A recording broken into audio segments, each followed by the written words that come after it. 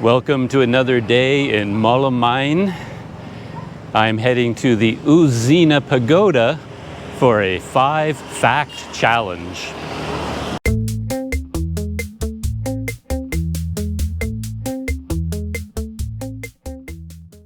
I think I already know a few things about the U Zina Pagoda. There are, I believe, 3 large pagodas on the ridge here in Mawlamyine. I've already visited 2 of them. One, of course, is the Kyak Than Lan Pagoda, and that's where people go to see the sunset.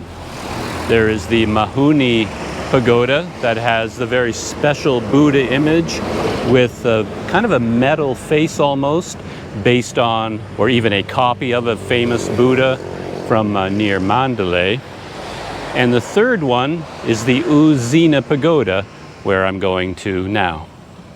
According to the stories I read, U Zina Pagoda was founded by a humble farmer or gatherer. He was up on this hill gathering food, gathering crops, and he found a buried treasure, like a big pot of gold or something like that. And because of his good fortune, he used some of the money to build this pagoda. And that was as long ago as the 3rd century BC. So it's quite an old place. It's been built and rebuilt over the years, of course, with successive generations adding to the height and adding to the temple grounds and that sort of thing. I honestly have no idea what it looks like, except when I went to the Mon Cultural Museum, I did see a very interesting pagoda kind of up in the hills, and it may have been this one. We'll find out. So that is my starting point for this 5-fact challenge. I now have to learn 5 more interesting things about this pagoda, or perhaps about Buddhism, something. The rules of the 5-fact challenge aren't clear. It's my challenge, so I can make up the rules as I go.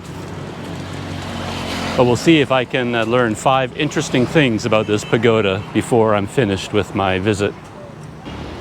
Well, I got in the neighborhood of the U Zina Pagoda earlier than I thought I would. In my head, I thought it was much further away, but I can already see it ahead of me up on the ridge there, right by the Hyundai dealership. I'll flip the camera around. And there it is up there. You can see the stupa. And if I head up this street, I'll get to a wooden, like, covered walkway that leads up to the pagoda. I'm outside the main gates to the walkway up to the pagoda. Bit of a, shallow hill climb up from the river. You're gradually climbing up the ridge to get here. So I'm sweating a little bit, but not too bad. And there's the entryway to the walkway. Look at the 2 guardians down at the bottom. Those are awesome.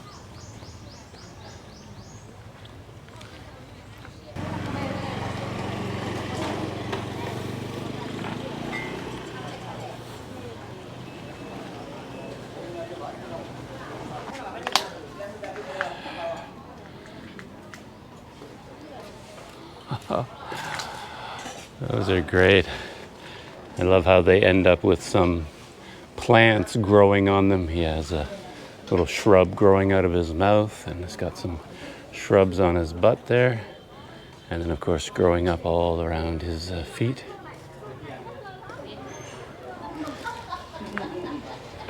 And we have our puppies of the day.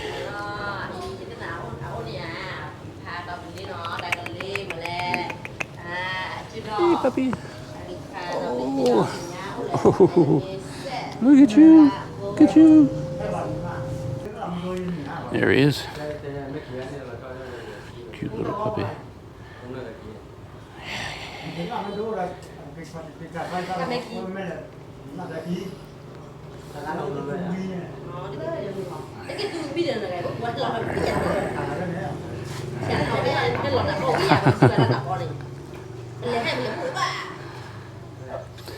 He's got little puppy teeth, little sharp as needles, aren't they? Where'd your buddy go?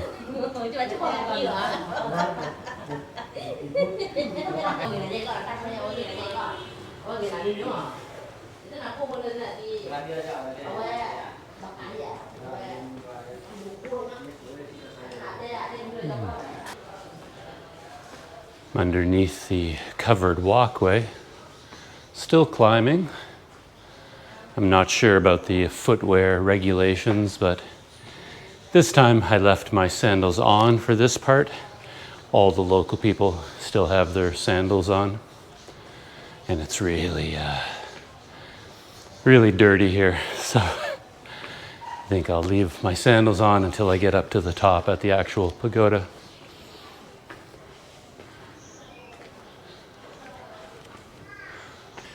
And it looks like just as at the other pagodas, when you get to this point, you reach a road running along the base of the pagoda itself. And then here, I guess you would take off your shoes. Minglaba. I've reached the steps right below the pagoda.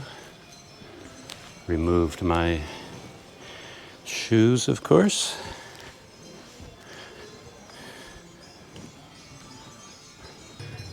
Here's the dress code for the temple. The obvious ones: no strapless, no sleeveless, no tank top, but no wide neck, no see-through, no crop top, no short pants, no mini skirts, no skinny pants, no shoes, no socks. And there's kind of a new one for me. No ripped pants.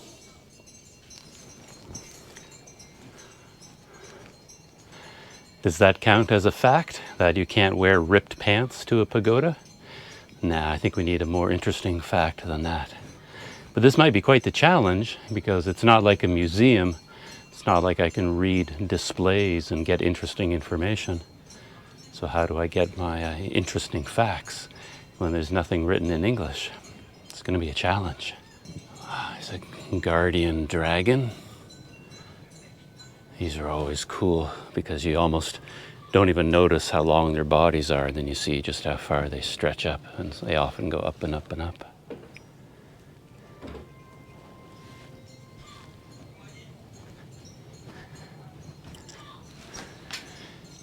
And with the dragon, we have this man here holding something in his hand. Hello. Can I ask you a question? Do you speak English?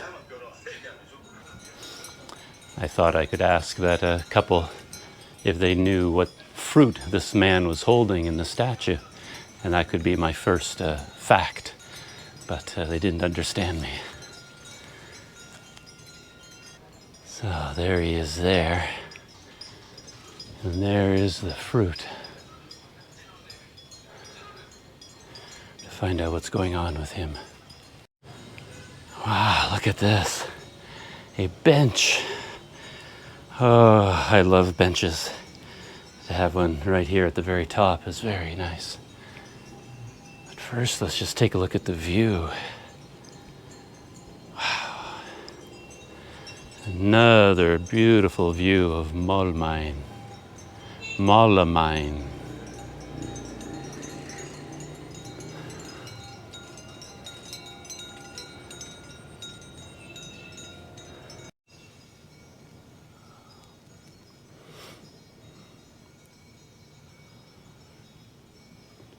Inside the very first building that you come to. Oh, hello. I can see you there. There's a reclining Buddha, and then a series of Buddha images around the wall.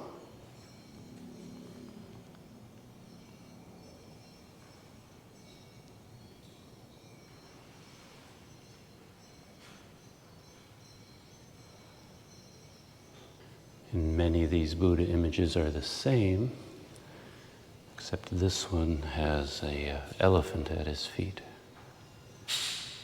I wonder what that means. And he has a butterfly on his robe. That has to be a good fortune.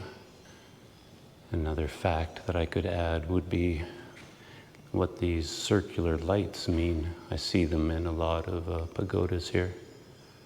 The bright, like disco lights around the Buddha's head. But I don't know if it means anything. One thing, an odd thing, but I really like it at these pagodas, is that they often have a mat that says welcome on it. And that always makes me feel more comfortable walking inside as a tourist. Yeah, I feel welcome. Welcome. Yeah. Yeah.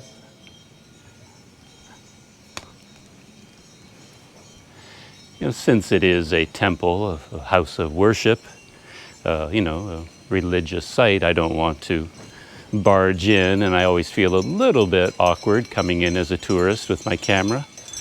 But when I see the mats at the very front that just say welcome, then I feel better about going inside. I feel welcome.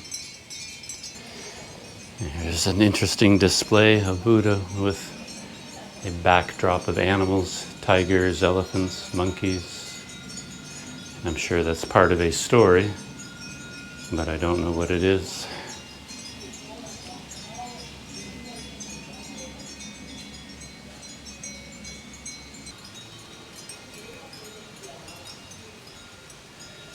And I'm sure this sign could also give me another fact, but it's also in Burmese, so I'm failing my 5-fact challenge.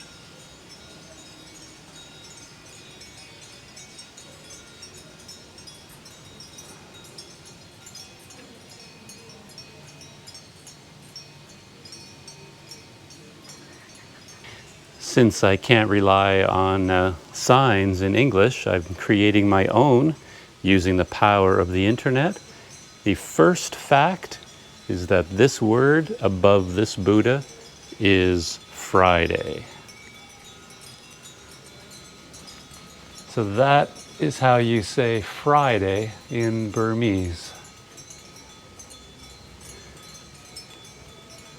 And if that was the day of the week on which I was born, I could pour water over the Buddha and gain merit and blessings that way. But I was born on a Wednesday, so we have to find a Wednesday. And Friday animal seems to be some kind of a squirrel or mouse or rodent or something. And here's another entrance to the pagoda. It has 2 more of the guardian lions. They call them Chinthe here. I guess you call them leogryphs, but of a lion-like creature. And they're meant to keep evil spirits out of the pagoda.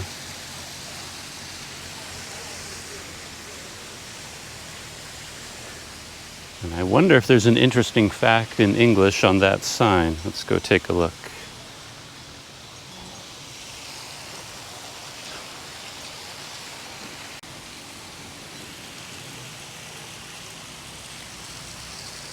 Ooh, hot, hot, hot, hot, hot. The U Zina Pagoda. Ooh, man, that's hot. Wow, do not step on those stones there. These white ones are okay. That is just way too hot.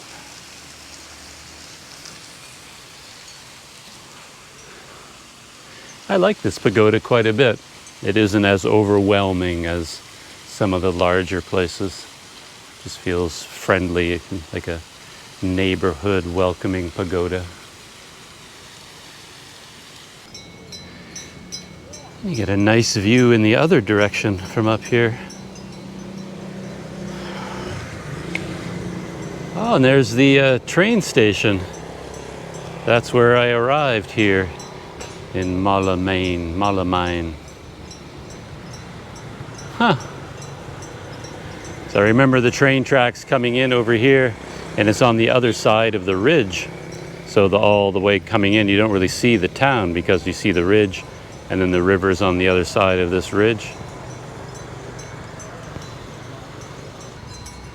And here's another day of the week Buddha image.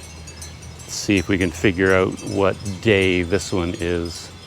Looks like it should be pretty easy. It's got a very distinctive lettering. And there's another one over here, but the sign is missing from that one. So I have to keep looking to find Wednesday. Wednesday is a bit of a special day though, because it has two of them, and I'll have to find out. That can be fact number 2. Find out why Wednesday has 2 Buddha images and which one is for me. I'm assuming it's like morning and afternoon, depending on when you were born. And I think I was born at something like 3 a.m. in the morning on Wednesday. I just have that in my head. I don't know whether it's true or not, but I think so. Here's one more we can look up.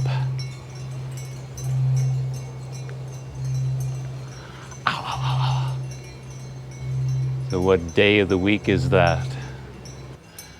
I couldn't figure out the last one, but maybe I can figure this one out. It's a very short one. I get a nice view of the stupa right here as well. So let's find out what day of the week this one is. That one is very distinct, and that is Tuesday. So the next one is probably Wednesday.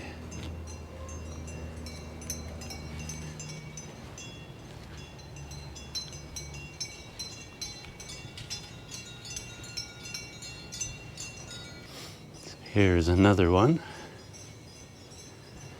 And there's the day of the week. Right there. Let's look that one up. I found it. This one, that word there is Wednesday. So this would be mine, except, as I said, I think there's 2 of them. So I'm going to look for the second one and then find out which one is for me. So if that is Wednesday, looks like 2 keys, 1 key at the front and then a key at the back. Should be easy to recognize. Now I'm getting confused because the next one over from Wednesday is this one. And I looked up that word and it is Saturday. They're not really going in order. It goes from Saturday directly to Wednesday. And I couldn't find a second Wednesday. That's Wednesday over there. Then Saturday. And let's check this one just to make sure. See what's going on. Whoa. That is a long word.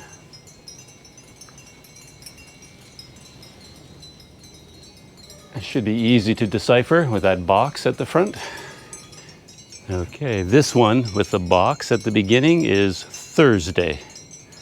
And mine is Wednesday over there, so they're kind of in order, but then it has Saturday in between them. But maybe that Saturday is a special Saturday, which is another Wednesday. I don't know. But I think for now, we're going to have to go with just the obvious. And squinting through one eye because the sun is so bright up here. I can't open both eyes at the same time.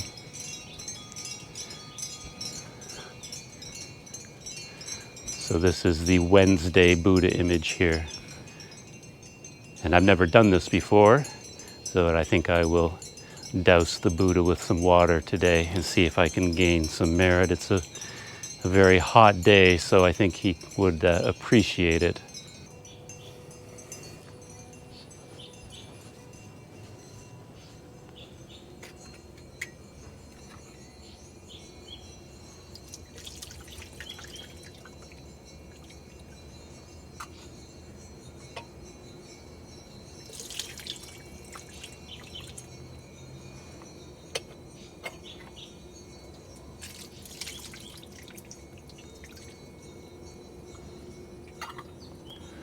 There's 3 of them, and then there's a little cup on the side, which I assume you use this to refill them.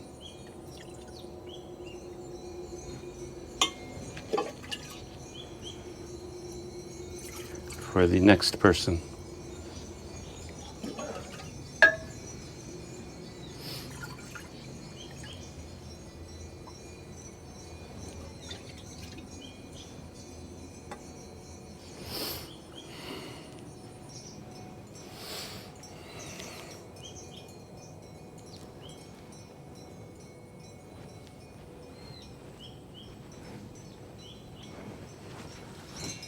And there's the Wednesday Buddha image just behind me. And pouring the water over the Buddha felt very good in a way. It was odd because I guess water is such a primal element for us, and simply pouring water over his head, the water flowing over the Buddha image looked so cooling and refreshing and invigorating, like pouring the water over him. Just felt good to see it happen. Very interesting. You could only imagine how good it would feel, like right now in particular, if someone was dumping buckets of water over your head, how refreshing and cleansing that would be. And maybe that's where this ritual comes from. My guess, though, is that it might also be related to the Buddha being under the Bodhi tree and people bringing him water to drink while he's there as a refreshment. And this symbolizes bringing water to the Buddha under the Bodhi tree. But I'm just guessing about that. I feel the beginnings of another challenge coming on. I thought about this one before, actually, the 5-act challenge. Because again, as a tourist and because of my personality, I have a tendency just to sit back and observe and not get involved and not do things. So normally I wouldn't pour water over the Buddha. Even though I see other people doing it, I wouldn't do things like that. So maybe I could also do a 5-act challenge. 5 actions, take part in 5 things. That would be quite interesting. So I have 1 challenge complete, pouring water over the Buddha image. Hello. Can you tell me what this means? No? There's a series of bells here. Oh. Each one hanging on a hook. It's 1, 2, 3, 4, 5, 6, 7, 8, 10 of them. But I'm not sure what they're for.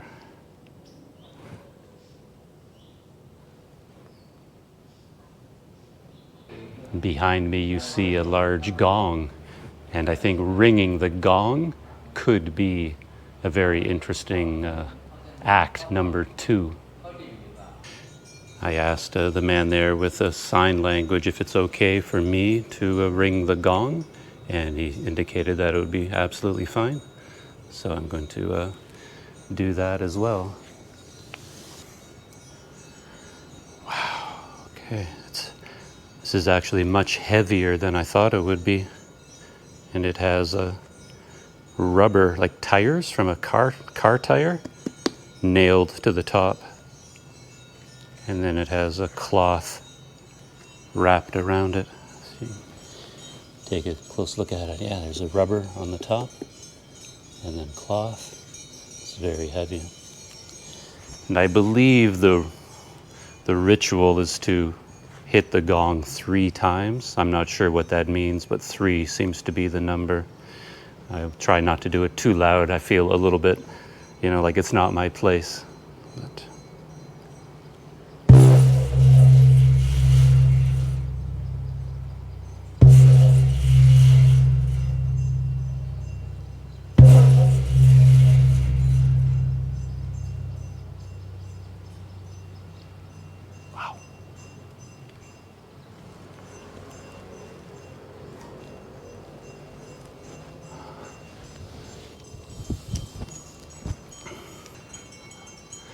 that felt surprisingly good. I like the sound that it made. The first one really surprised me because I didn't think I'd hit it that hard, but it made a very rich, loud sound. A similar act, perhaps, act number 3 is to ring the bell. I rang a gong, but a gong is a significantly different object to a bell. And the striker is really quite different as well. That is a heavy piece of wood. My goodness. I don't know what that is, teak or mahogany. It's some kind of hard wood. And then it has a metal band on each end.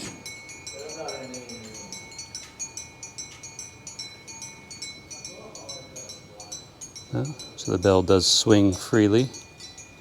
I don't know whether you're supposed to hit it with the metal or the wood part. I'm guessing up here towards the tip where the metal will take the force and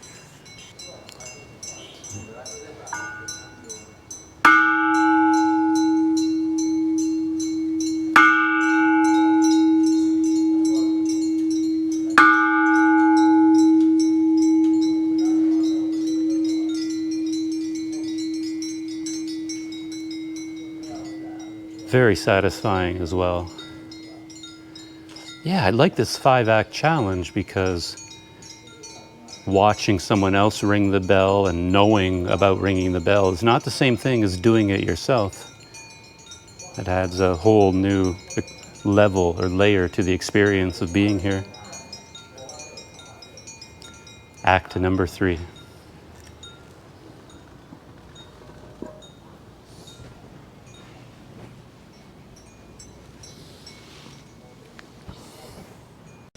There's another potential act, but I don't really know what is involved with these either. It has a row of beads, necklace, beads on a necklace.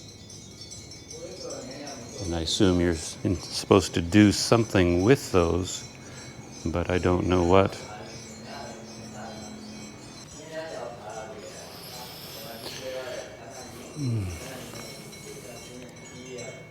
But of course, there's an obvious act that you can do here, and that's to donate money.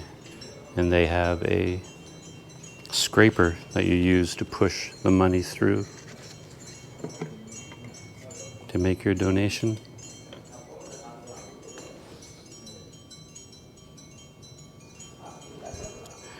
And I don't know exactly what these are for, but it would make sense that you run through all the beads, moving one from one side to the other,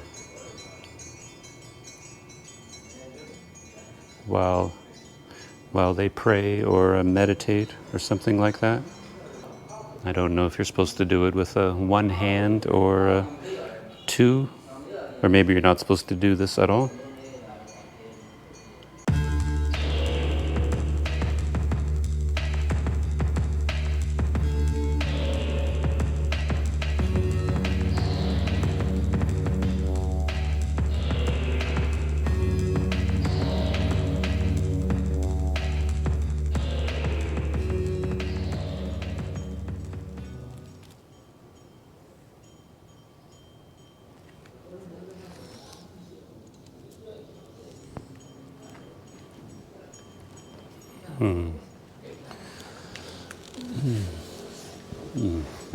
I don't know about those beads though. My hands are nearly black with dirt. They hadn't been handled for a long time, those beads. But it was also, even though I don't know really what's going on here, just doing what I did was an interesting experience, and maybe that relates to meditation. I'm not a meditating yoga kind of guy, you know. A lot of people in Myanmar assume, you know, that I'm here to go to a meditation retreat and this kind of thing, but it's never been a part of my life. But just as I was there counting the beads, not counting them, but moving through them, I really had to slow down because my brain is like racing 1,000,000 miles an hour most of the time. And I'm eager to, you know, get on to the next thing, to leave here, go there, get lunch. I've got to do this, I've got to do that. But then to get through the whole necklace, all the beads on the necklace, I had to sort of, just take a breath and all right, just let it go. You're doing something here. Just do this. Look around you and take a beat, you know, take a minute. Just relax. Don't, turn off your brain for a minute. Just be aware of your surroundings and where you are. You know, just be at peace during this period of time. So that could have been act number 5, if donating money was act number 4. So, the 5-act challenge completed already at U Zina Pagoda.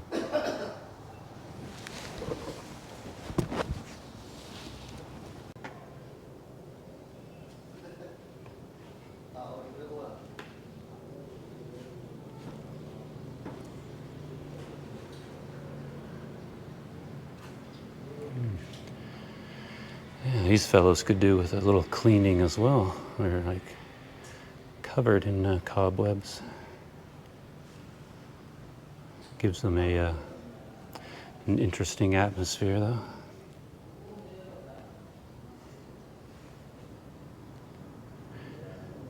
And a baby Chinthe.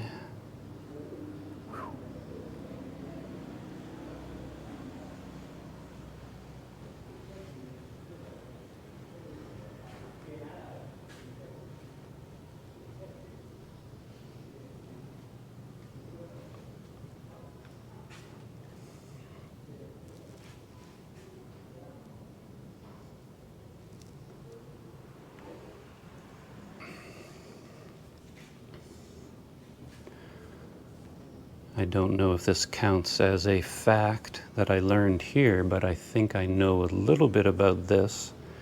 These 4 statues, these 4 men represent, 4 of the facets of human suffering that the Buddha encountered, when he left from his sheltered life at the palace. And it was the kind of the image of men like this suffering from starvation and disease and old age that inspired him to leave the comforts of the palace and start on his path to becoming the Buddha and seeking a release from human suffering, basically. And I believe that's what these 4 images represent.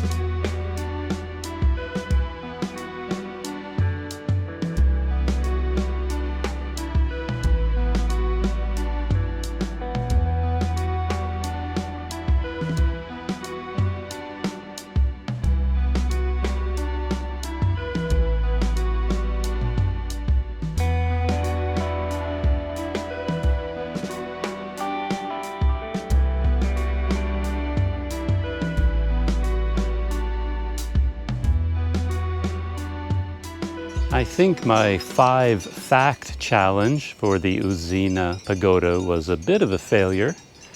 I didn't manage to learn too many things when I got here. I could come up with 5 facts overall, related to this pagoda. But in terms of what I learned here, the main one was that Wednesday in Burmese looks like that. And I can recognize it because it has a key at the beginning and then a key at the end, with the key at the end having like 2 lines on it.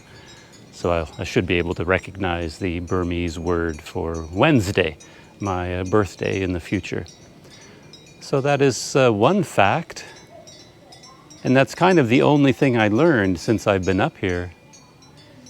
I relearned that the guardian lions here are known as Chinthe, the leogryphs, the lion-like guardians of the temples. In Myanmar, they call them Chinthe. So that's kind of fact number 2. I did learn that this pagoda was founded in the 3rd century BC, so it's quite old. It's fact number 3. And it was founded by a farmer who found like a buried treasure who found a buried treasure and used that good fortune to start to found this pagoda. So that is fact number 4. And in an unrelated way, or in a way related to my 5-act challenge, I learned that the physical act of doing something is quite different from the knowledge of it. Like I'm watching someone else ring the gong right now, and just seeing someone else do it and thinking about the logic of what it all is not the same as doing it. There's a whole new layer to actually doing something. And I think my 5-act challenge was much more successful than my 5-fact challenge. Act number 1 is pouring water over the Buddha 3 times on the station representing my birthday. Act number 2 was ringing the gong 3 times. Act number 3 was ringing the bell 3 times. Act number 4, donating money to the pagoda. And act number 5, moving the beads around that meditation necklace, which is what I'm assuming that was. I could have been wrong about that, but that's what I used it for.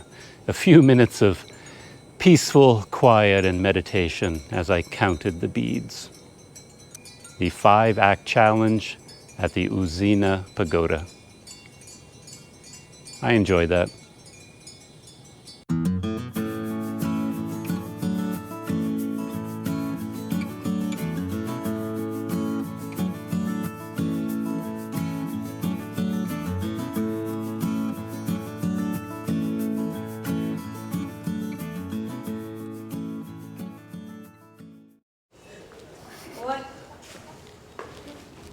Hello. What is your name? Uh-oh. There you go. Okay. Hello. Yeah, it's too hot. Do you want to recommend something special place from your country? Oh, in my country, well, I think the best place to go is the Rocky Mountains. If you go near Vancouver, there's the Rocky Mountains. If you go to Banff, beautiful mountains there. It's probably the most beautiful part of Canada, so that's what I would recommend. Yeah. And what is your subject in school? Are you all studying English? oh yeah, no. Youth and leadership. Youth in leadership. Youth and leadership. The name is National Alignment Institute. So why do you have to interview a foreigner? What is the purpose? This is for group activities. We have 6 teams. We are matching each other. Okay. So one of our mission is to talk with foreigners about 10 minutes. 10 minutes. And we have other 9 missions too. Okay. All right. So good luck on your mission. Yes. Yes. Can you tell me what your feelings traveling to Myanmar? Yeah. Well, it's pretty complicated because my whole life I heard about Myanmar. Of course, it's a very famous country. In Canada, we think of Myanmar, we think of something very romantic, very mysterious. Oh yeah. Because for a long time, it was more difficult to visit Myanmar, in the past. So everyone was thinking, what is it like there? But now it is more open to tourism. Yes. So when I flew into Yangon, first I was surprised at how modern the city was. Modern? Yeah, I was expecting it to be more older, like more traditional. Traditional. Yes.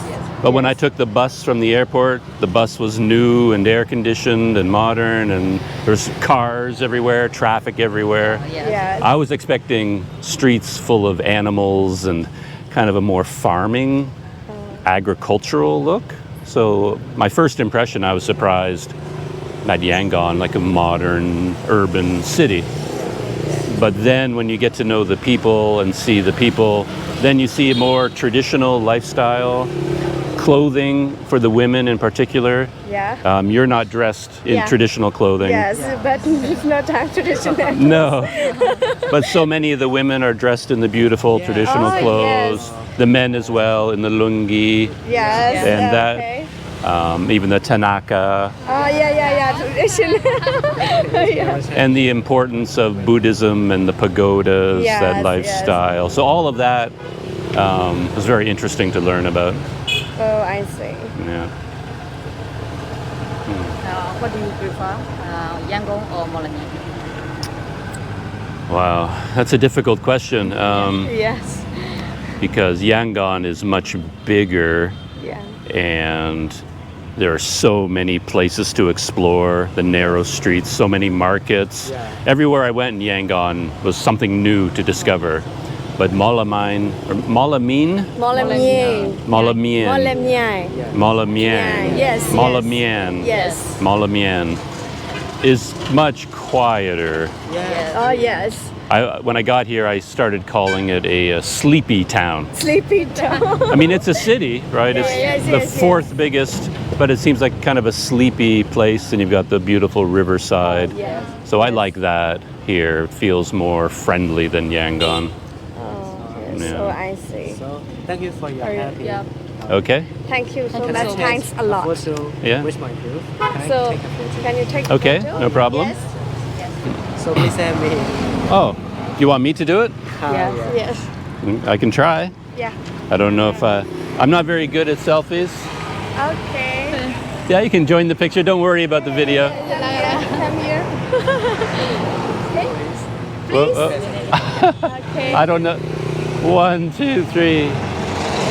Try another one. Okay. Maybe I'll use my other finger. Yes. There we go. Thank you. Thank you so much. Thank nice you. to meet you. All right, you too. Nice to meet you. All of you. Thank you. Thank you. Bye bye. Bye.